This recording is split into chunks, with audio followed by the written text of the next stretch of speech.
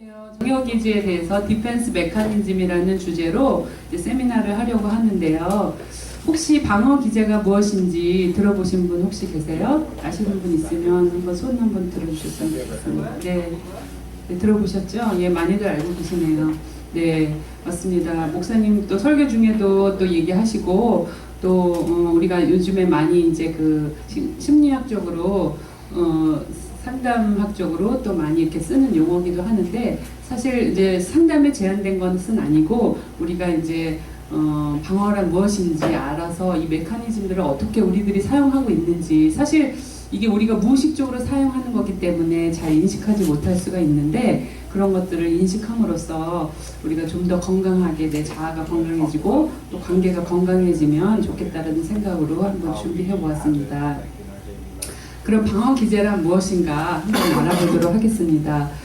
어떤 그 스트레스 상황이나 또 어떤 불안한 그런 요소들이 생길 때, 그런 상황들이 생길 때 우리가 그 어떤 그런 위협에서 자신을 보호하기 위해서 무의식적으로 하는 행동들이 이제 방어 기제라고 하는데요. 죄송하지만 수잔나 이쪽으로 좀 안 보이는데 좀 아이 컨택을 할 수 있게끔 이렇게 좀 해주셨으면 좋겠어요. 예. 예, 죄송합니다. 예, 그래서 그것들이 우리가 이성적으로 어떤 일이나 행동에 대해서, 사고에 대해서 이성적으로 생각하고 합리적으로 생각해서 대처할 수 있는 것들을 우리가 할 수 있는 것인데, 그렇지 않고 그냥 무의식적으로 자동적으로 나도 모르게 나오는 경우들이 있어요. 그래서 그 무의식이란 무엇인가? 그래서 조아리스 윈도우라고 한번 우리가 그 조아리스라는 사람이 포 윈도우라고 그런 이제 이론을 제시한 분이 있는데, 그분의 이론에 의하면 내가 알고 다른 사람이 아는 그런 우리 면이 있어요. 사람들에 있어서 네 가지 창이 있는데, 그리고 나는 모르는데 다른 사람은 알아요. 그리고 나도 모르고 다른 사람도 모르는 경우, 또 나는 아는데 다른 사람만 아는 경우, 네 가지 창이 있다라고 해요. 그래서 우리가 다른 사람도 알고 나도 알고 하는 것은 우리가 누구나 다 잘 알 수 있는 것이지만, 나는 모르는 게 있어요. 다른 사람은 알아, 나의 단점을. 근데 나는 몰라. 예. 그리고 또 나는 알고 있는데 다른 사람은 또 모르는 게 있어요. 그래서 예를 들면 어떤 사람들이 겉으로는 굉장히 신실하고 좋아 보이는데, 우리가 드러나는 걸 있잖아요. 요즘 보면은 어떤 성직자들, 목사님들도 그렇고, 죄송해요, 목사님의 예를 들어서 죄송한데, 그 미국의 목사님들도 보면은 굉장히 포르노에 중독이 된다거나 그런 경우가 많대요. 겉으로는 굉장히 신실하고 물론 영성이 좋지만 그것을 자기가 조절하지 못해서 어떤 옛날에 고착됐던 그런 행동들이 상처로 인해서 나오는 경우들이 있어요. 그것을 절제하지 못하고. 그리고 또 다른 사람도 모르고 나도 모르는 그 무의식의 세계, 그것은 누가만 아시겠어요? 하나님만 아시는 것이죠. 그렇게 무의식적으로 나도 모르게 나오는 행동들이 방어 기제라고 합니다. 그래서 이것이 어떤 것이 위협적이고 그런 것이 분명하지 않은 상태에서 불안을 통제하기 위해서, 왜 나를 보호하기 위해서 나오는 것들이 방어 기제인데, 그런 것들은 이제 어떤 것이 있는지 구체적으로 좀 알아보도록 하겠습니다. 그럼 방어 기제의 특징을 먼저 알아볼게요. 방어 기제의 특징은 첫 번째로 사실을 거부합니다. 사실로 받아들이지 않고 거부하고 왜곡시켜요. 그러니까 어떤 사실에 있어서 내가 그 사실을 받아들이고 인정하는 것이 아니라 거부하고 왜곡시킨다는 것이에요. 그리고 아까 말씀드렸듯이 의식적으로 하는 것이 아니라 무의식적으로 작용하는 거예요. 근데 이것이 지나치게 고정이 되면은 그 어떤 틀로 보기 때문에 그 왜곡된 렌즈로 세상을 보게 되고 사람을 보게 되고 내가 행동하게 한다는 것입니다. 그래서 이것이 자칫 잘못하면은 그것이 굳어지고, 그렇다라면 굉장히 내 자신이 항상 그런 모습으로 사람들한테 비춰줄 수 있고, 나도 건강하지 못하게 왜곡되고 삐딱하게 사람을 대할 수 있고, 생각할 수 있고, 사고할 수 있고, 행동할 수 있다는 거죠. 그래서 우리가 그럼 어떤 종류가 있는지 하나하나 짚어보도록 하겠습니다. 첫 번째 억압이에요. 억압, 리프레션. 이거는 내가 이것을 의식하기에 너무나 고통스러워요. 그래서 이것을 무의식적으로 억눌러 버리는 거예요. 그래서 이제 이것을 어떤 감정이나 사고나 좋은 기억들, 이런 모든 것들을 그냥 내 의식적으로 수면 위에 떠올리지 않고 수면 밑으로 이렇게 깔아 놓는 거예요. 그래서 이것을 아예 생각조차 하고 싶지 않고 이 감정이 부당한 감정임에도 불구하고 그것을 드러내고 합당하게 생각하고 대응하려고 하지 않고 그냥 무조건 억압시키는 거예요. 그래서 우리 성경의 인물에서도 나오는데 이삭이라는 인물이 굉장히 좀 유순하게 나와요. 그런데 우리가 그런 말 있잖아요. 굉장히 평상시에 유순했던 사람이 한 번 하나면 되게 무섭다 이런 표현들 하잖아요. 이삭의 그런 가정을 보면은 그 이삭의 어떤 우유부단함과 그런 것들이 봤을 때 공격적으로 나타나지 아니하고 무조건 그 억압된 분노로 나타나는 경우가 있어요. 그러니까 그걸 예를 들면은 이제 야곱과 에서가 그 야곱이 동생인데 에서 형의 장자권을 자기가 교활하게 탐하고 했었던 그런 것 여러분들 다 잘 아시잖아요. 그런데 그것의 뒷 배경에는 분명히 이삭의 어떤 우유부단함 그리고 자녀들에게 옳지 못한 것인데도 불구하고 뭐 혼내지 못하거나 그렇게 했던 어떤 그 아버지의 그 뒷배경이 있지 않았나 그렇게 이제 파악을 하고 있어요. 그것을 또 거슬러 올라가게 되면 이삭은 그 아브라함의 늦게 얻은 늦동의 아들로서 위에 이스마엘이라는 형이 있잖아요. 그 형에게 질투와 시기를 아마 분명히 받았을 것 같아요. 그래서 어린 마음에 대응하지 못하고 하지만 굉장히 안에 상처가 있고 늘 이렇게 불안하고 그랬던 어떤 것 때문에 그 분노를 표출하지 못하고 억압했지 않았을까라는 그런 이제 우리 성경 인물로 봤을 때 그렇게 추측을 해봅니다.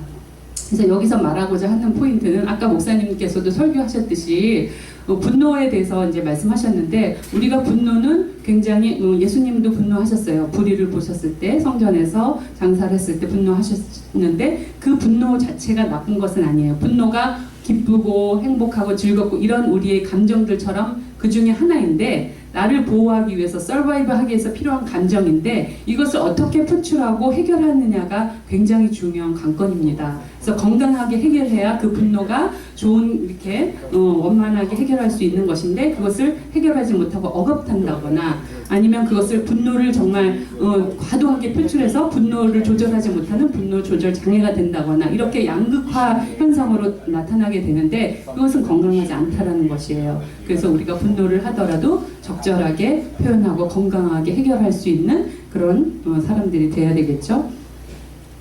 두 번째로 저항인데요. 레지스턴스입니다. 이것은 너무나 괴로워서 항상 불안하고 억압된 것을 의식 수준으로 떠오르게 하는 것을 막는 것이에요. 이것은 그냥 싫어 내가 하기 싫어 이렇게 하는 거예요. 예를 들면 이제 제가 상담을 지금 한 1년 동안 하는 그 내담자가 클라이언트가 있는데 이분이 처음에는 우리가 상담을 할 때 대부분 공감하고 경청하고 잘 들어주고 이해해주고 그렇게 합니다. 그렇지만 그것만이 다가 아니에요. 절대로 그분의 문제나 어떤 꼭 해결해야 할, 직면해야 할 그런 것들이 이슈가 있는데 그럴 때는 상담자가 직언을 할 필요가 있어요.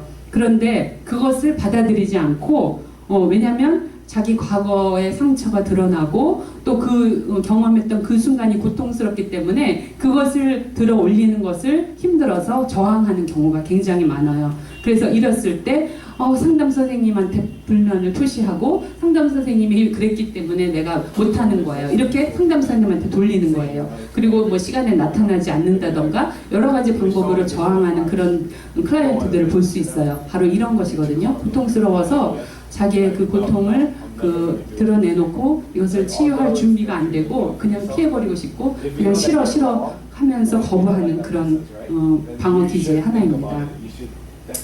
세 번째는 부인 거부인데요. 어찌 보면 저항이랑 좀 비슷하다고 할 수 있는데 이것은 어떤 위협적인 현실에 그냥 눈을 감아 버림으로써 그냥 인정하지 않는 거 그리고 그것을 심리적인 불안을 그것으로 대체해서 그것을 해결하려고 하는 그런 방어 기제입니다.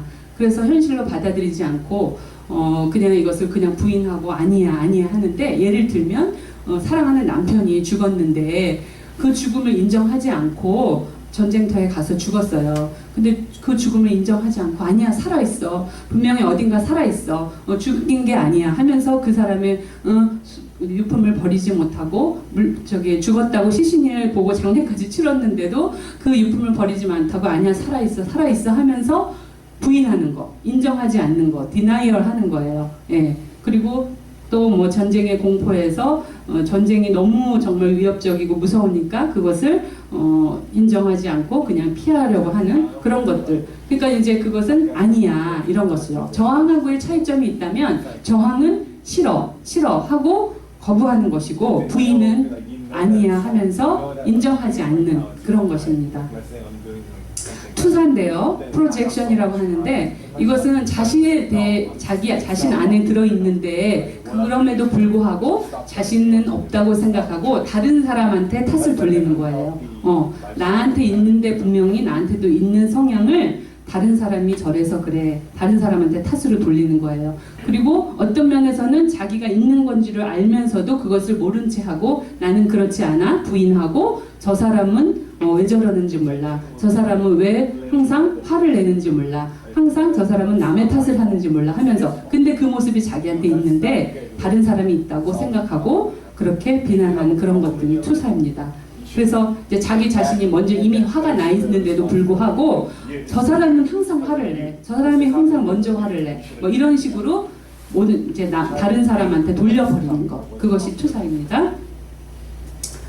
그리고 고착인데요, 픽세이션인데 이것은 성격의 그 우리가 발달의 단계가 다 있어요. 어린 시절부터 쭉 발달 단계를 거쳐서 우리가 성장하는데 그 발달 단계 어떤 한 단계에 머물러 있는 거, 그것을 말하는 거예요. 그래서 다음 단계로 넘어가야 하는데도 그냥 여기가 좋사오니 하고 그 단계에 머물러 있는 것입니다. 네, 그래서 독립적인 우리가 존재로 어린아이를 거쳐서 이제 성인이 되어서 독립적인 존재로 살아가야 되는데 그것을 받아들이지 못하고 대학생이 됐음에도 뭐 중고등학교처럼 그런 학생처럼 행동하고 그냥 거기에 머물러 있는 것이에요. 네, 그런 것을 얘기하는 것입니다. 그리고 퇴행인데 이거는 리그레션이에요. 이것 역시 고착이랑 비슷한데 이것은 좀 더 심한 것. 그 심한 어떤 스트레스나 좌절된 그런 상황에 있을 때 그런 것을 감당하지 못하고 자기가 스트레스 상황에 감당하지 못하고 그 발달 단계, 그 전 발달 단계로 후퇴하는 거예요. 고착은 그냥 거기에 머물러서 다음 단계로 넘어가지 않고 있는데 퇴행은 그 단계를 더 지나서 과거로 다시 돌아가는 것이에요. 네. 그래서 그것은 그 불안에서 벗어나려고 그리고 내 힘든 어떤 고통을 또 직면하고 싶지 않아서 그냥 어린아이 흉내를 내는 거죠, 한마디로. 그래서 성인이 되어서도 그런 사람들이 있는데 그것을 성인 아이라고 불러요. 그래서 우리가 쉽게 예를 들어서 어렸을 때 저도 자녀를 키워보니까 주애와 정수가 있는데 주애가 동생을 보니까 사랑을 독차지하다가 동생을 정수를 보니까 정수가 태어나니까 이제 뭐 대소변 가리지는 못했는데 어린아이 짓을 하더라고요. 대소변은 가렸어요. 그런데 어떤 아이들은 보니까 대소변을 가릴 수 있음에도 불구하고 대소변을 갑자기 못 가리는 거예요. 그런 아이들이 있어요. 그것은 내가 애기 짓을 함으로써 다시 내가 사랑을 받고 싶고 내가 이렇게 해야만 사랑받고 또 내가 혼자 불안한 이런 것들을 해결할 수 있다고 생각을 하는 것이죠. 근데 그것이 옳지 못한 행동들인 거죠. 그죠? 예, 그렇게 이해를 하면 되겠고요. 합리화입니다. 이거는 정말 누구나 다 아는 것이고 우리가 많이 지금도 우리 모든 사람들이 일상생활 가운데 아마 하는 행동들일 것입니다. 그런 기제인데요.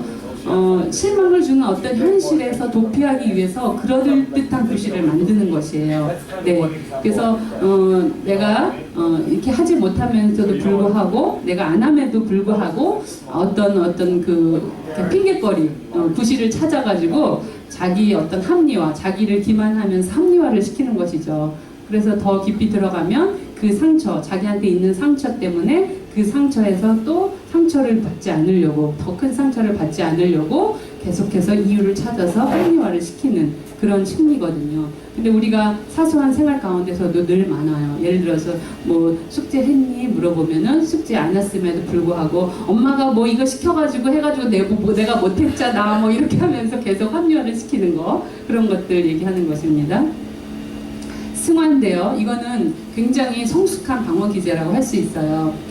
우리가 보통 방어 기제 하면 조금 좋지 않게 생각을 할 수 있는데 승화는 그 어떤 굉장히 성숙한 방어 기제로서 근본적인 어떤 충동이나 행동들을 그 사회적으로 용납된 상태, 그러니까 예를 들어서 긍정적으로, 예를 들어서 부정적인 생각과 그런 것들이 있었는데 긍정적인 생각과 행동과 그런 활동들로 승화를 시키는 것입니다. 그래서 어떤 적절하게 전환시켜서 잘 감당할 수 있는 것인데, 예를 들면은 그 되게 공격성이 강한 그 사람이 사람만 보면 막 때려주고 싶고, 그런데 그것을 그렇게 하면 안 되잖아요. 그렇기 때문에 그것을 승화시켜서 정말 막 권투하면서 그것으로 풀면서 그리고 집중적으로 노력을 해서 뭐 훌륭한 권투 선수가 된다든지, 또 어떤 성적 어떤 충동이 있는데 그것을 또 함부로 저할 수 없잖아요. 그렇기 때문에 그것을 발산하는 것을 어떤 예술하는 걸로 그 작품이 나온다든가 정말 아름다운 뭐 그림이 나온다든가 그런 식으로, 예를 들어서 쉽게 설명하는 것입니다. 그렇게 자칫 잘못하면은 발산을 잘못하면 큰일이 날 수 있는 것인데도 그것을 긍정적으로 승화시켜서 좋은 결과를 나타내는 그런 것입니다. 그래서 승화는 성숙된 방어기제라고 표현할 수 있겠고요. 그리고 치환, 전이 참 말이 어려운데 영어로는 sublimation이고 displacement입니다. 이것은 그 자신이 어떤 원했던 생각했던 목표나 인물 대신에 대치할 수 있는 어떤 다른 인물에게 그 에너지를 쏘는 거예요.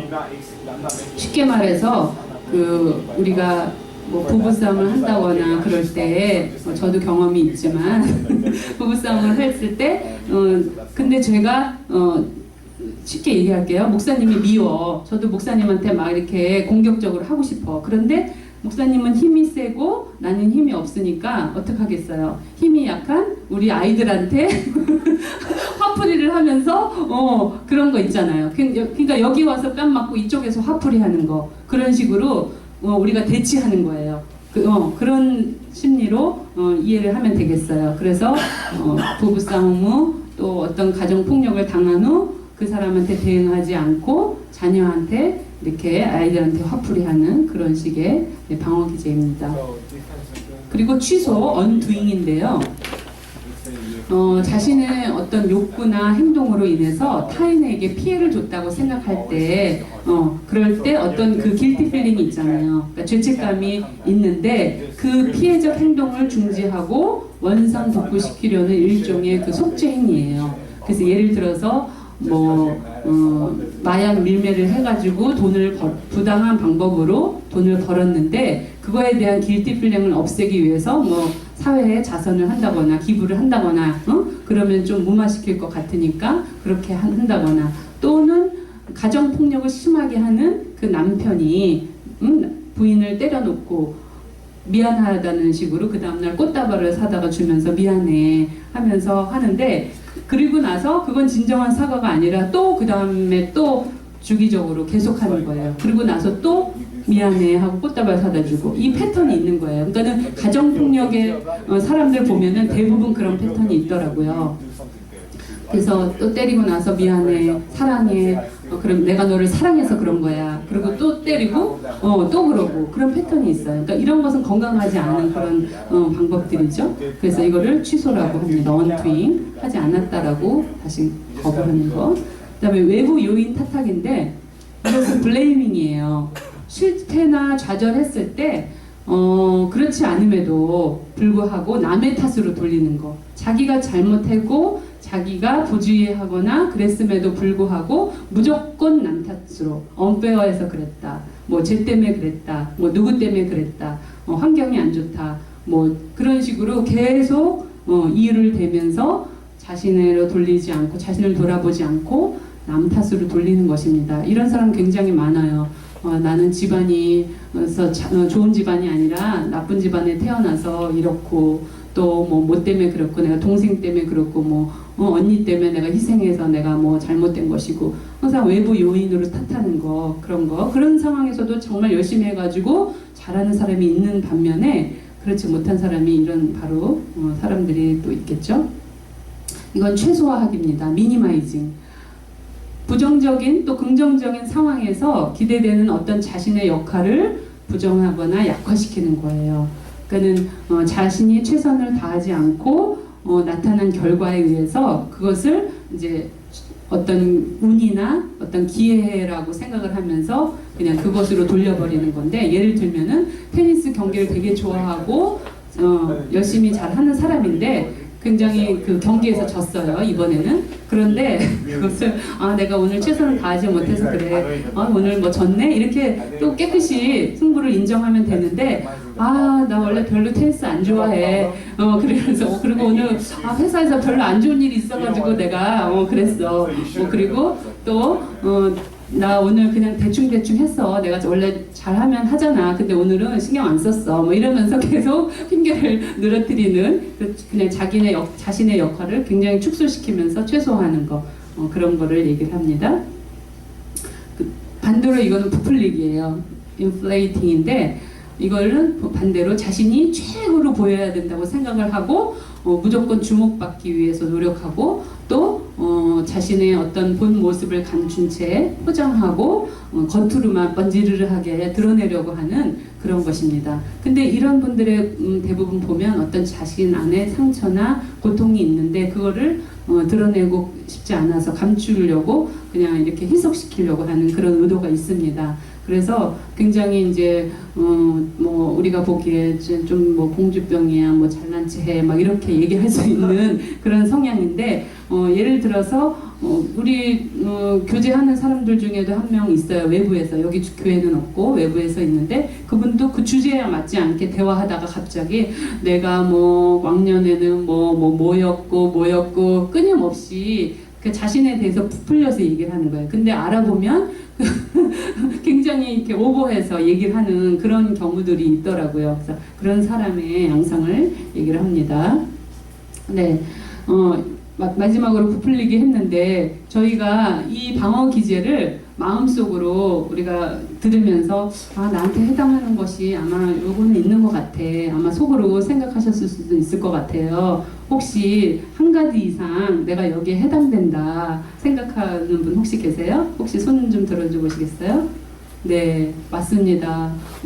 이것은 누구나 한 가지 이상 있는 그런 우리들의 모습이에요. 사실 옆에 사람도 아니고 앞뒤 사람도 아니고 바로 나입니다. 그래서 제가 예전에 그런 적이 있었어요. 경험이 있었는데, 어떤 사람을 봤는데 계속 이제 이 공부를 하고부터 더 잘 보였던 것 같아요. 공부를 하고부터 저건 무슨 방어 기제인데, 저 사람은 왜 저러지, 저것만을 좀 고치면 참 좋을 텐데, 내가 얘기를 해줘야 되나 하면서 제가 고민을 한 적이 있었어요. 예전에 어떤 분이 알았었을 때. 그런데 그것을 놓고 굉장히 제 안에서 바더가 돼가지고 기도를 하는데, 한날 그러시더라고요. 하나님께서, 하나님, 저 그분을 위해서 말씀해드려야 되겠습니다. 그러면서 기도를 하는데, 하나님 뭐라 그러시냐면, 너의 모습이 바로 과거에 그랬었다. 과거에 그랬었다. 그런 음성을 주시더라고요. 그래서 그렇군요. 나는 아닌 척하고 했지만 내 안에도 그런 모습이 있는데도 불구하고 우리가 쉽게 남을 정죄하고 판단하고 남을 우리가 지적하고 그렇습니다. 그런 모습 때문에 또 때로는 미워하기도 하고, 그래서 우리가 항상 끊임없이 내 자신을 내면의 거울에 비춰보면서 하나님 앞에 도움을 구하면서 나아가는 그런 모습이 필요하지 않을까라는 생각을 해봅니다. 그래서 사실 이것이 여러분들한테 조금이라도 내 자신을 돌아보고 내면을 성찰해 볼 수 있는 기회가 되고자 이렇게 좀 나눠보았는데, 사실 더 많아요. 그런데 시간 관계상 제가 몇 가지만 추려서 나왔습니다. 그래서 여러분들도 끊임없이 저를 포함해서 우리가 4가지 창을 항상 점검하는, 남이 아는 모습과 내가 아는 모습, 또 하나님이 아는 모습을 끊임없이 점검을 하면서 투명하고 진정성 있고 또 진실한 그런 여러분들이 되셔서, 저와 여러분들이 되셔서 하나님을 기쁘게 해드리는, 하나님의 마음을 시원하게 해드리는, 또 많은 사람들과 있어서 관계에 있어서 소통하고 커뮤니케이션을 잘하는 그런 여러분들이 되기를 축복하며 기도드리겠습니다. 그러면 Q&A 시간입니다. 혹시 질문 있으시면 질문하시면 짧게 제가 맞습니다. 네네.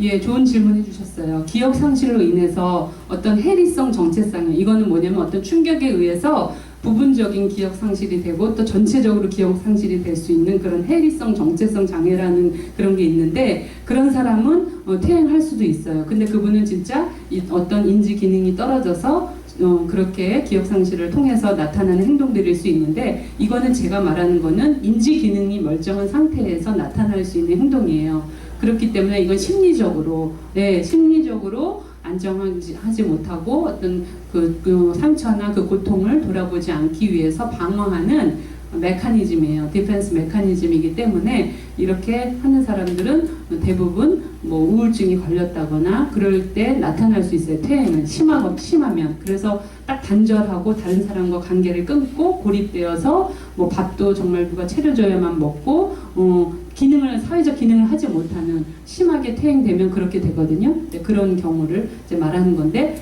작은 부분에 있어서는 우리가 또 어떤 부분에 있어서는 그런 심리적인 그런 모습들이 있지 않을까. 심하다면 그렇게 되지만 우리는 심하지 않잖아요. 그런데 어떤 부분에 있어서 그런 심리적으로 우리가 다시 돌아가고 싶을 때, 그럴 때 있잖아요. 그러니까 그런 것들을 이제 한번 같이 보자는 얘기였죠. 네. 그게 더 악화가 될 수 있죠. 예. 그래서 심리치료도 받아야 되고 또 전인적으로 치료를 받으면서 좋아질 가능성이 있습니다. 네. 정수호 설명해주세요. 네. 그럼 어떻게 우리가 그 나쁜 디펜스 메커니즘을 무너뜨릴 수 있을까요? 네, 예, 좋은 질문했어요. 네, 아까 사실 올 때도 정수가 차 안에서 지금 생각이 났는데, 내가 무슨 질문을 했는데, 어떤 그 정수 친구면서 저희가 아는 또 목사님인데, 그 목사님의 근황에 대해서 이렇게 정수가 얘기를 해주더라고요. 그래서 우리가 뭐 어떤 질문을 다시 한번 던졌는데, 자기도 이제 더 이상 모르겠고 이제 프라이빗이라고 생각을 해서 정수는 이제 거기까지만 알고 더 이상 이제 모르고 자기가 더 답변할 수 없는데, 이렇게 얘기를 하더라고요. 그러면 더 이상 모른다고 하면 될 텐데, 아시안 부모님들은 도대체 왜 그러는지 그렇게 얘기를 하더라고요. 그래서 근데 우리가 질문만 했어요. 질문. 네네. 다음만 해주시면 됩니다. 그러니까 지금 얘기하는 거야. 얘기가 나왔으니까. 그래서 어떤 그런 디펜스 하고자 하는 그런 것들이 나도 모르게 나온다는 거예요. 그래서 내가 그래서 오늘 이 시간에 공식적으로 한번 좀 얘기를 한번 함으로 인해서 정수도 한번 생각해 보라고. 그런 것들이 없지 않아 있습니다. 지금 이 상황은 어떤 디펜스인가요? 이건 또 뭐지? 네. 그러니까 그래서 지금 다시 얘기합니다. 정리합니다. 그래서 저희가 얘기해 주는 거를 무조건 부모님의 잔소리라고 생각하지 말고 한번 들어보고, 내가 그런 모습이 있었구나. 근데 그때 그거는 진짜 아니었어요. 아니 지금 그거 집에 가서 얘기하시고 질문에 답변해주세요. 질문에. 아니, 네, 그러니까요. 그건 이제 개인적인 그런. 그때 그거 진짜 아니었어요. 아니 답만해주세요. 질문. 네, 어떻게? 아무튼 네, 예, 알겠습니다. 정리하겠습니다. 어찌됐든 다른 사람한테도 피드백을 들어보고 내 자신이 정말 내 말이나 이런 거에 의해서 한번 돌아보면서 정말 나한테도 그런 것이 있는가? 끊임없이 생각해보면 돌아보는, 내면을 들여다보는 훈련이 사실 필요해요. 그래서 인정할 건 인정하고, 인정할 건 하고, 그런 것들, 그런 자세가 진짜 중요합니다. 근데 정수는 인정 안 할 때가 좀 있어요. 그건 인정할 게 없었다니까요. 네, 이제 우리가 하여튼 웃으려고 그랬는데, 아무튼, 네. 아까 그 테니스 선수 예를 들었던 게 최소화학이었나요? 예. 아까 이거 파워포인트 좀 돌려. 네네. 잠깐만요. 미니마이즈였어요? 아니면 최소화하게, 미니마이징 하는 거 있잖아요. 네네. 근데 이 방어 기제의 요소잖아요. 최소화하는 게 쉽게 얘기해서 네. 한 가지 요소잖아요. 여러 요소들 중에. 근데 이것이 좋게, 그러니까 예를 들면 안 좋게 생각하는 게 아니라 자기가, 그러니까 만약에 운동선수가 지금 테니스 선수가 어떤 경기에서 실패를 했는데 더 큰 좌절감이나 그런 좌절감에서 오는 상처를 보호하기 위해서 그거를 지금 미니마이즈 할 수 있는 좋은 쪽으로 가면 이것이 그 방어 기제가 되는 것이 아니라 그러니까 방어 기제는 여기서 좀 부정적인 단어들로 쓰이는 거잖아요. 아까 그 승화되는 것만 빼놓고. 그러면은 이게 최소화하기가 그런 측면에서는 나쁜 요소가 아니라 더 네. 건강한 요소가 그렇죠, 맞아요. 방어 기제가 꼭 나쁘다고는 할 수 없어요. 그런데 이제 제가 비약을 해서 얘기했는데 승화같이 좋은 것처럼 최소화하기도 어떤 면에서 그래요. 근데 그 보통 의도가 그렇게 많이 사용한다는 거죠. 근데 겸손하게 정말 또 나올 때가 사실 있어요. 내 역할을 최소화시키고 상대방을 부각시켜 주려고 하는 그런 의도는 겸손에 의해서 나오는 건데 내 자신이 저거 하기 싫으니까 그 의도, 그러니까 의도성에 의해서 나오는 것 같은데 그것을 우리가 사실 너 최소화하기야 아니야 그렇게 분간은 사실 못하잖아요. 그러니까 그 의도를 자기 자신이 들여다보고 점검을 해보라는 거죠. 예, 자기 자신이 아니까 돌아보면 예, 좋은 질문 해주셨어요. 예, 혹시 또 질문 있으세요? 정수 더 있니? 네, 네, 이런 그 여러 가지 요소들이 있잖아요. 네, 네. 아까 전에 사모님이 말씀하신 것처럼 다른 사람한테서 그런 모습을 봤을 때 네. 수업 능력 같은 거 그냥 말을 해줄 때 약간 고민을 하잖아요. 네. 말하면서 그 사람이 살짝 판단받는다고 생각할 수 있으니까 말을 잘하는데 그걸 내가 받는 피해가 네, 네.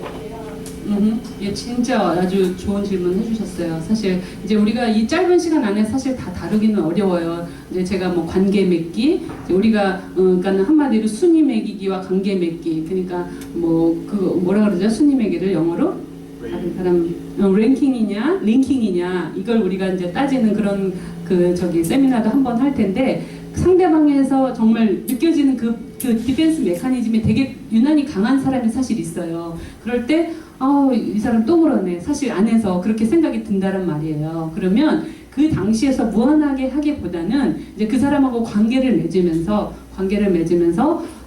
내가 이런 부분에 있어서 그런 얘기를 들었을 때 사실 조금 불쾌했는데 그러면서 그 사람이랑 관계를 맺으면서 자연스럽게 얘기해야지 관계가 없는 상태에서 직원을 해준다고 하면 오히려 그 사람한테 상처가 될 수 있어요. 그렇기 때문에 그것이 사실 굉장히 참 예민하고 참 조심스러운 건데 그런 것들을 관계 안에서 기도하면서 그 사람을 충분히 위해서 기도해주면서 자연스럽게 그러니까 저기 목사님이 말씀하셨듯이 하나님한테 지혜를 구하면서 지혜롭게 대처해야지 나 이제 이거 방어기제 알았으니까 저 사람 저거 내가 지적을 해줘야지 그런 마음으로 하면 절대로 안 될 것 같아요.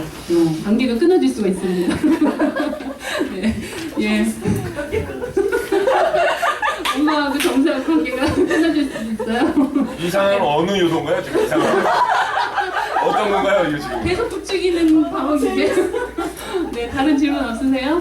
네, 없으시면 이상으로 마치도록 하겠습니다. 감사합니다.